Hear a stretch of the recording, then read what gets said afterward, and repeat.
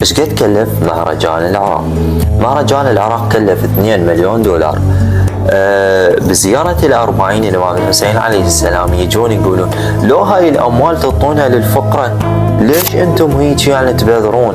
زين، هذا هو الإمام الحسين عليه السلام اللي أنطى عنده والما عنده الأجن.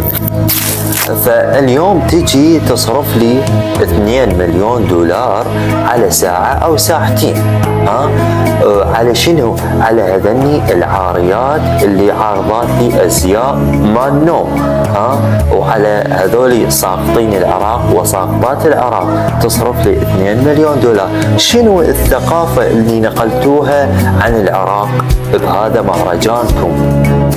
ما أعرف. اللي راض عليكم هو يحشر معكم، وهذول اللي اجوا للعراق اللي مسوي لهم دعوات الله شاهد ما حد يعرفهم، اللي مسوينهم مشاهير. وين السخيف يعني جاي؟